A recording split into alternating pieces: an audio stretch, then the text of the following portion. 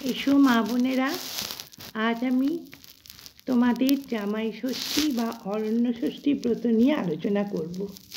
সামনেই জ্যৈষ্ঠ মাস, সুতরাং এ বিষয়ে আগে থাকতে একটু প্রস্তুত হয়ে যাচ্ছি। প্রতি বছর জ্যৈষ্ঠ মাসে শুক্লপক্ষের ষষ্ঠী তিথিতে এই ব্রত করার নিয়ম। সধবা ছেলের মায়েরা এই ব্রত নিতে ও পালন করতে পারে।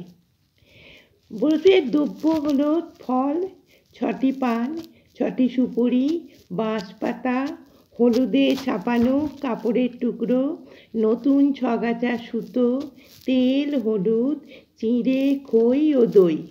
প্রত্যেক বছর জ্যৈষ্ঠ মাসের শুক্লপক্ষে ষষ্ঠী তিথিতে এই ব্রত করতে হয়। পিটুলি দিয়ে একটি কালো বেড়াল এঁকে একটা পিতুলির কঙ্কন গড়ার নিয়ম। ফল মূল বাটা সাজাতে হয়। তারপর 6টা পান আর 6টা সুপুরি হলুদে ছোপানো কাপড়ের টুকরো বাঁশ পাতায় জড়িয়ে 6 গাছা সুতো পাকিয়ে ও হলুদ মাখিয়ে তার সঙ্গে বেঁধে দিতে হবে।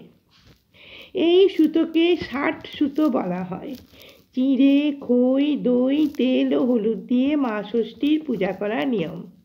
পুজোর শেষে ছেলে মেয়েদের কপালে সিঁদুর হলুদ ছুঁয়ে ওই 60 সুতো তাদের ডান হাতে বেঁধে দিতে হয়। পুজোর শেষে ব্রতকথা শুনে ফল খেয়ে থাকতে হয়। চলো এবার আমরা ব্রতকথা নিয়ে আলোচনা করি। এক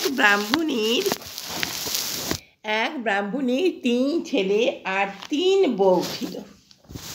একদিন 3 বউয়ের ভেতর ছোট বউয়ের খাবার জিনিসের খুব লোভ ছিল। ঘরের খাবার জিনিস সে নিজে চুরি করে খেত আর সমস্ত দোষ চাপিয়ে দিত বাড়ির পোষা একটা কালো বেড়ালের উপর। বেড়ালটা ছিল মা ষষ্ঠীর বাহন। সে রোজ গিয়ে মা ষষ্ঠীর সেই চুরি করে খাওয়ার সব কথা বলে দিত। কিন্তু ছোট বউ নিজের দোষ কখনো স্বীকার করত না। এমনি করে জ্যৈষ্ঠ মাসের শুক্লপক্ষে ষষ্ঠী তিথিতে অরণ্য ষষ্ঠীর ব্রতের দিন এসে গেল। ব্রাহ্মণী ব্রত করবে, বাড়িতে হবে আনন্দ উৎসব। ব্রাহ্মণী পুজোর জন্যে নিজের হাতে পায়েস, মিষ্টি, ক্ষীর, নাড়ু তৈরি করলো এবং ছোট বউকে বলল, বৌমা আমি স্নান করে আসি, তুমি ততক্ষণ এইখানে বসো, দেখো যেন বেড়ালটা কোনো জিনিসে মুখ না দেয়। ব্রাহ্মণী চলে গেল স্নান করতে।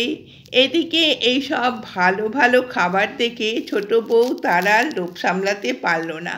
মিষ্টি, ক্ষীর, পায়েস, দই যা পারল তাড়াতাড়ি খেয়ে নিল আর একটু দই নিয়ে বেড়ালটার মুখে লাগিয়ে দিল। এদিকে ব্রাহ্মণী স্নান করে এসে দেখলো যে খাবারগুলো সব কে যেন খাপলে খেয়ে গেছে। ব্রাহ্মণী ছোট বউকে তখন জিজ্ঞেস করলো, ও বৌমা, পুজোর মিষ্টিগুলোকে এইরকমভাবে খাপলে খেয়ে গেল কে? ছোট বউ বলল, কি জানি মা, একটু অন্যমনস্ক হয়েছিলুম, সে সময় আমার চোখে ধুলো দিয়ে বেড়ালটা সব খেয়ে নিয়েছে। এই দেখুন না, ওর মুখে সব লেগে আছে। এই বলে ছোট বেড়ালটাকে বেশ 2-4 ঘা দিয়ে দিল। শেষে ব্রাহ্মণী আবার সব নতুন জোগাড় করে পুজোর ব্যবস্থা করলো। এদিকে বেড়ালটা কাঁদতে কাঁদতে বনে চলে গেল এবং সেখানে দেবী অরণ্য ষষ্ঠী রয়েছেন তার কাছে গিয়ে সব কথা খুলে বলল। সব শুনে ষষ্ঠী দেবী বললেন, আমি সব জানি, তুই কাঁদিস নে, আমি শিগগির ছোট বউকে এর প্রতিফল দেব।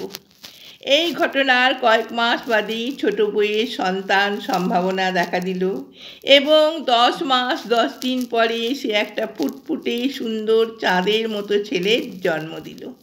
ব্রাহ্মণী নাতির মুখ দেখে খুব খুশি হলো এবং গরিবদের ডেকে ধ্যান দান করতে লাগলো। এদিকে ছোট বউ তার ছেলেকে কোলের কাছে নিয়ে রাত্রেতে নিশ্চিন্তি হয়ে শুতে গেল। কিন্তু হায়, সকালবেলা ঘুম ভাঙতে দেখলো ছেলে তার কাছে নেই। শাশুড়ি ও বউয়ের খুব ভাবনা হলো। তারা বেশ কয়েকজন লোক নিয়ে চারিদিকে খোঁজাখুঁজি করতে লাগলো, কিন্তু ছেলেকে কোথাও পাওয়া গেল না। এই রকম করে ছোট বউয়ের পর পর 7টি ছেলে আর একটি মেয়ে হলো, কিন্তু সবকটি হারিয়ে গেল। রাত্রিতে ছোট বউ ছেলে নিয়ে শোতো, আর সকাল হলেই দেখতো তারা নেই। তখন পাড়ার সকলে বলতে লাগলো, ছোট বউ মানুষ নয়, নিশ্চয়ই রাক্ষসী, ছেলেগুলোকে সেই নিশ্চয়ই খেয়ে ফেলে। এই বউকে কিছুতেই বাড়ি রাখা উচিত নয়, তাকে এক্ষুনি বাড়ি থেকে তাড়িয়ে দেওয়া উচিত। পাড়ার লোকেরা সব কথাই ছোট বউয়ের কানে গেল। সে আর সহ্য করতে পারলে না, নিজের বাড়ি ছেড়ে একদিন বনেই চলে গেল। সে বনে গিয়ে কেঁদে কেঁদে বলতে লাগলো, আমার একই হলো মা ষষ্ঠী, তুমি আমার 7টি ছেলে আর একটি মেয়ে দিয়েও সব কেড়ে নিলে কেন মা? আমাকে তুমি নিয়ে নাও, আমি একদিনও আর বাঁচতে চাই না। ছোট বউকে এইভাবে আক্ষেপ করতে দেখে মা অরণ্য ষষ্ঠীর দয়া হলো।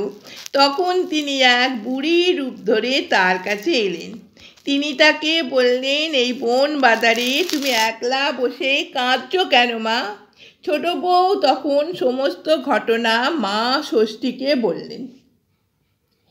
মা ষষ্ঠী তখন বললেন, ওরে বেটি, আসল কথাগুলো সব লুকিয়ে রাখছিস কেন?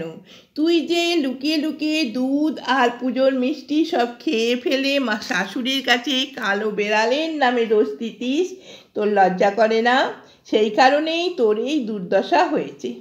তখন ছোট বউ বুড়ির পায়ের উপর আছড়ে পড়ে কাঁদতে কাঁদতে বলল, তুমি কে মা? কেমন করে আমার সব কথা জানতে পারলে?